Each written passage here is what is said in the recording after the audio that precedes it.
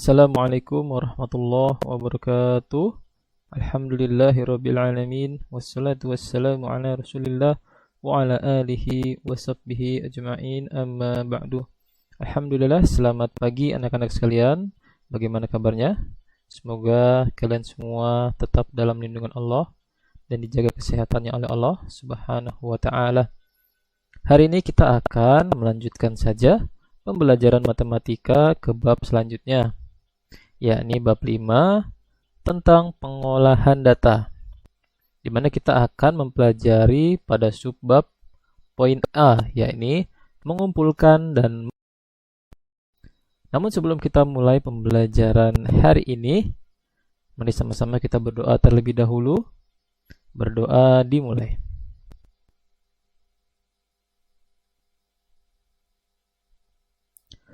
Selesai. Baik, jadi Bapak sudah siapkan video pembelajaran yang Bapak rekam sendiri. Kalian bisa nanti simak baik-baik. Baik, silakan kita mulai pembelajarannya. Baik, hari ini kita akan melanjutkan pembelajaran di bab 5 tentang pengolahan data. Kalian bisa membuka di buku kalian di halaman 112. Hari ini kita akan mempelajari tentang mengumpulkan dan membaca data. Jadi, hari ini kita tidak akan melakukan penghitungan yang rumit. Kita hanya bisa memakai logika dalam mengumpulkan dan membaca suatu data. Nah, dulu waktu di kelas 4 ya, kalian sudah mempelajari tentang cara mengumpulkan data ya. Data itu diperoleh berdasarkan fakta. Jadi bukan karangan, bukan dongeng, tapi fakta. Nah, pengumpulan data dapat dilakukan secara langsung maupun tidak langsung. Nah, ini ada beberapa cara-caranya yang nanti kita sama-sama pelajari. Contohnya yang pertama, kalian bisa lihat di halaman 112. A ya, pencatatan langsung. Contohnya seperti di sini ya, seorang wasit pertandingan bulu tangkis mencatat langsung perolehan skor setiap pemain yang sedang bertanding. Ataupun seorang pedagang sepatu sedang membuat daftar persediaan banyak sepatu sesuai dengan ukuran. Misalnya seperti tabel berikut ya. Contohnya ini pencatatan langsung. Misal seorang pedagang ya memiliki ukuran sepatu 36, 38, 40 sampai 44. Nah, jumlahnya di setiap ukuran sepatu ditulis di sini. Ini dalam praktek pencatatan langsung. Misalkan ukuran sepatu di ukuran 36 masih ada 6 pasang sepatu, sedangkan ukuran 38 ada 7 pasang sepatu dan seterusnya. Jadi data persediaan sepatu di sini ya sesuai dengan ukurannya dicari dengan jumlahnya. Ini hanya dalam praktek pencatatan langsung ya. Bisa juga pakai berat siswa di kelas kalian. Jadi misalkan misal di sini nama Budi ya, misal Budi. Ini nama Budi. Budi berat badannya misalkan 25. Terus Raihan. Di sini Raihan berat badannya misalkan 36 di sini. Terus ini namanya pencatatan langsung. Gitu ya. Ini yang cara pertama. Lanjut di cara yang kedua, di sini ada melakukan wawancara ya. Wawancara kalian bisa menggunakan dengan tanya jawab, misalkan kepada narasumber atau teman yang ingin ditanyai. Misal kamu yang tadi ingin mengetahui ukuran sepatu ya, teman di kelas kamu. Kayak tadi misal namanya misalkan Raihan, Ijaz, Muhammad dan seterusnya misalkan ya. Nah, kalau kalian tanya ke teman-teman kamu yang namanya sudah dicatat, misalkan Rehan, ukuran sepatu kamu berapa? Oh, ukuran sepatuku misalkan 35. Lalu Ijaz, ini namanya wawancara tanya langsung kepada narasumbernya. Ijaz misalkan 27, Muhammad misalkan 33 dan seterusnya. Ini namanya melakukan melalui wawancara, jadi tanya langsung. Kemudian kalau penelitian ya, sini kita bisa lihat di bawahnya.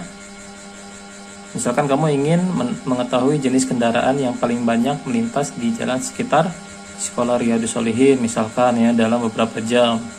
kamu dapat membuat posko sederhana di pinggir jalan bersama temanmu, ya. Lalu kita teliti. Ya. Contoh misal di depan sekolah Riyadhus Shalihin kan ada jalanan yang besar tuh ya. Mungkin kalian di sana misalkan 1 jam duduk di posko di pinggir jalan sambil menghitung. Misalkan dalam 1 jam itu lewat sebuah motor, kalian tinggal tulis 1 motor. Lalu harus sepeda ya, sepeda misalkan. Lalu ada sepeda motor, ada 3 yang lewat. Setiap lewat ya.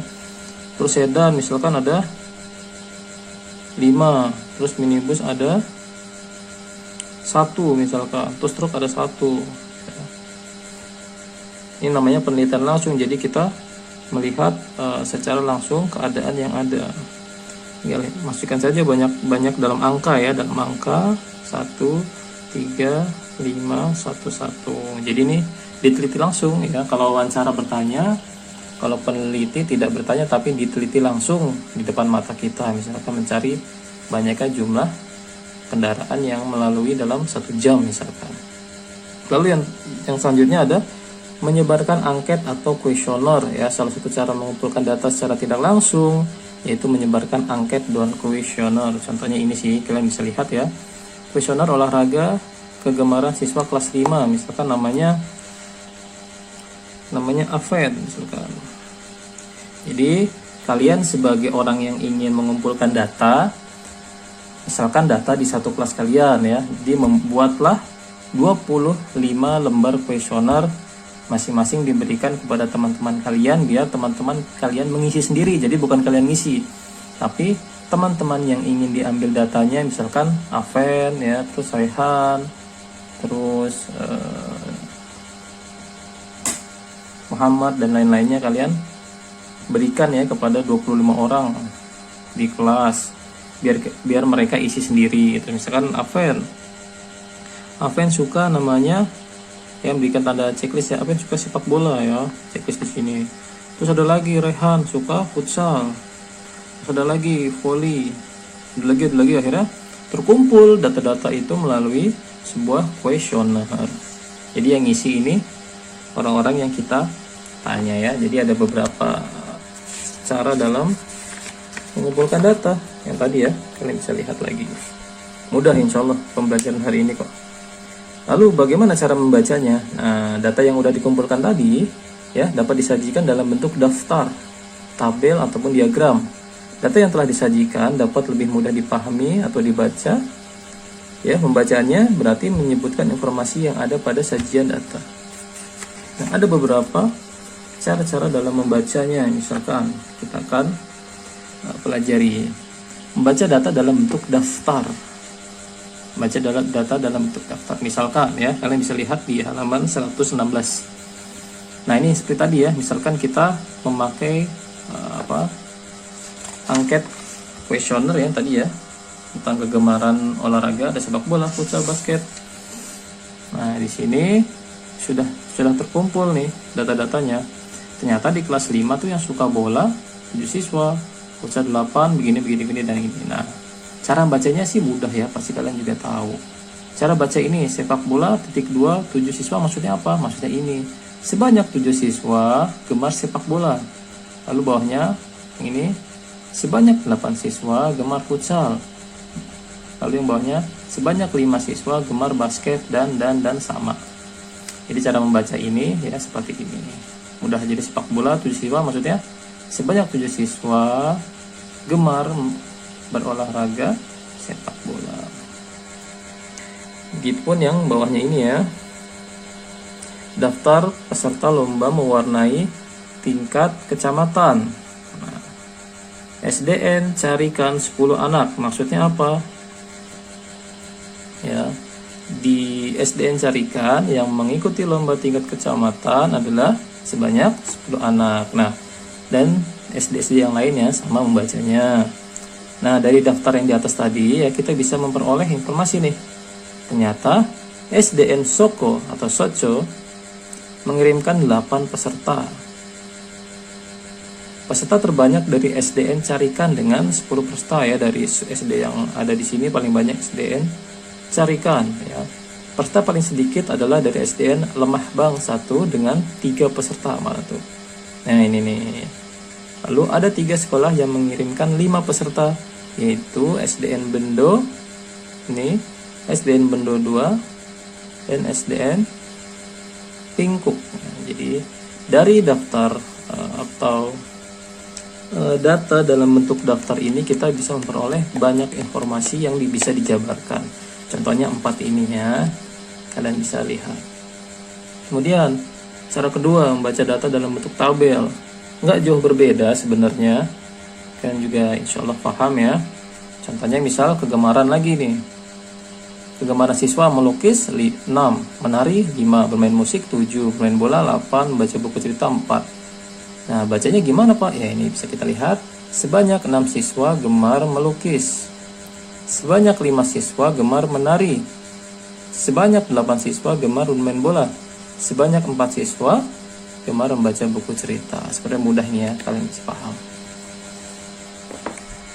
Kemudian cara yang ketiga, membaca data dalam bentuk diagram atau gambar.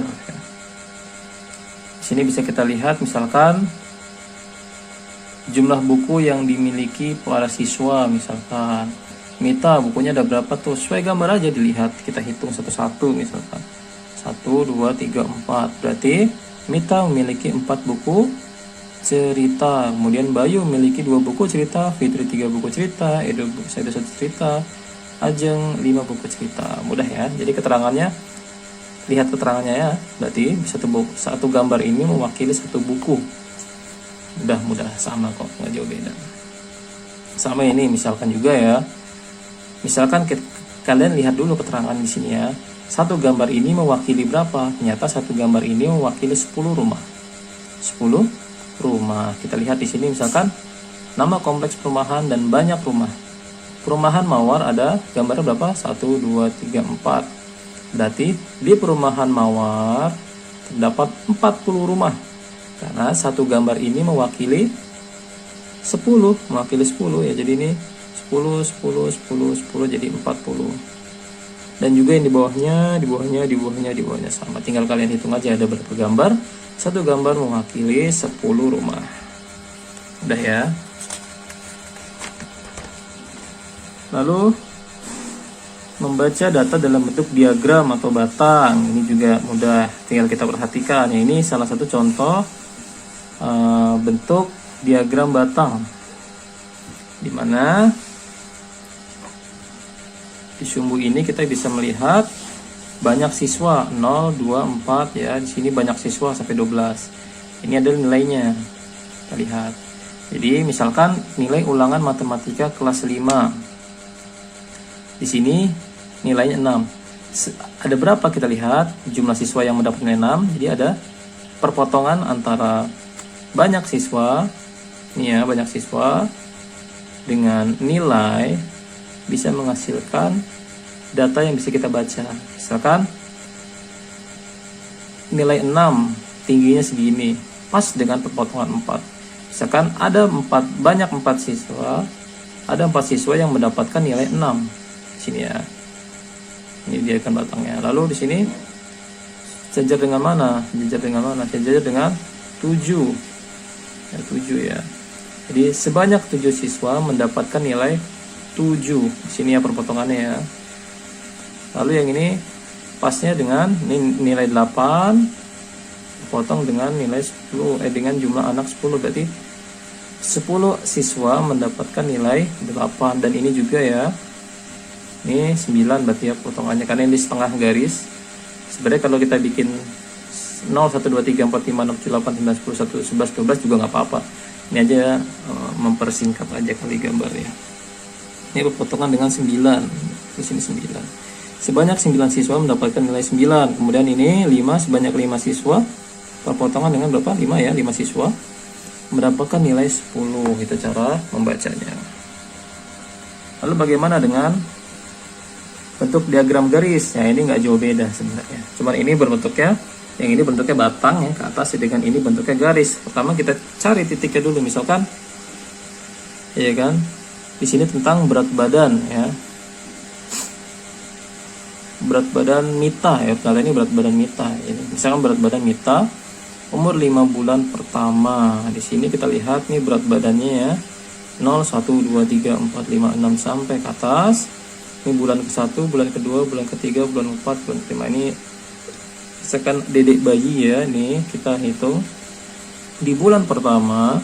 Setelah dihitung ternyata beratnya 3 kilo misalkan, berarti di sini ya.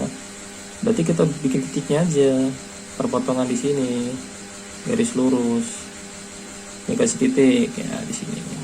Di bulan kedua berapa? Setelah dihitung kita naik menjadi 4 kilo, berarti di sini. Di bulan ketiga naik lagi menjadi 5 kilo, berarti di sini. Terus bulan keempat naik menjadi 7 dan bulan kelima menjadi 7. Nah, setelah titik-titik ini sampai, tinggal kita gariskan. Nah, cara membaca garisnya tadi sesuaikan dengan titik-titik persinggungan garis lurus. Jadi kalian bisa baca di sini bulan ke-1 berat badan Mita 3 kg. Bulan kedua berat badan Mita 4 kg, bulan ketiga berat badan Mita 5 dan sampai bulan ke-5. Mudah bacanya insyaallah. Udah ya.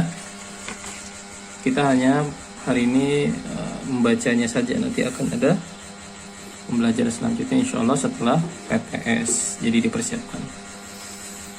Nah, membaca data dalam bentuk diagram lingkaran ya. Bagaimana cara membaca dalam diagram lingkaran ini ya? Mudah insyaallah. Kita contoh di sini adalah buah kesukaan. Kalian bisa melihat di gambar ya, di video yang kalian simak di halaman 120 ya. Pada diagram di samping jumlah siswa kelas 5 sebanyak 40 siswa yang 40 orang. Berikut cara menghitung banyaknya siswa. Ya, setelah tadi kalian mengumpulkan datanya bisa memakai cara-cara yang tadi ya, di awal tadi ya. Ada yang penelitian atau mewawancara ataupun menyebarkan angket ya. Nanti hasilnya ketemu. Misalkan kalian pakai cara bacanya memakai diagram lingkaran, bisa pakai diagram garis atau diagram batang tadi. Nah, misalkan cara memakai diagram lingkaran seperti ini misalkan. Ternyata yang suka mangga 25%, yang suka apel 20%, yang suka jeruk 35%, suka pisang 20% ya, dari persentase ya. Misalkan bacanya misalkan sebanyak 20% dari jumlah siswa menyukai apel. Lalu sebanyak 35% dari jumlah siswa menyukai jeruk. Sebanyak 20% dari jumlah siswa menyukai pisang dan sebanyak 25% menyukai mangga ya. Tadi setelah kalian mendapatkan data dari cara mengelola data di awal tadi ya, cara-cara yang A tadi ya, kalian akan mendapatkan hasilnya seperti demikian. Nah, nanti yang mengkaji data dipelajari di pertemuan selanjutnya insyaallah. Baik, itu aja yang bisa Bapak sampaikan. Kita akan kembali lagi dalam pembahasan selanjutnya. Jika ada tugas dari guru mohon dikerjakan. Sampai jumpa. Assalamualaikum. Ya, alhamdulillahirabbil alamin. Tadi sudah sama-sama kita simak penjelasan pembelajaran matematika hari ini. Jadi pada pembelajaran hari ini kita sudah mempelajari tentang bagaimana sih cara mengumpulkan dan membaca data. Nah, bagi anak-anak, insya Allah di pekan depan ya akan ada yang namanya PTS praktik, lalu ada PTS tulis. Jadi dipersiapkan untuk anak-anak. Jadi nanti matematika ya akan ada juga di PTS tulisnya insya Allah. Jadi dipersiapkan. Bila nanti ada tugas dari guru kelas masing-masing yang memberikan tugas, mohon dikerjakan dengan tertib. Juga jangan lupa Bapak ucapkan jazakumullah khairan kepada anak-anak yang sudah bergabung pada pembelajaran hari ini. Kita tutup sama-sama dengan doa kafaratul majelis. Subhanakallahumma wa bihamdika asyhadu an la ilaha illa anta astaghfiruka wa atubu ilaih. Terima kasih. Wassalamualaikum warahmatullahi wabarakatuh.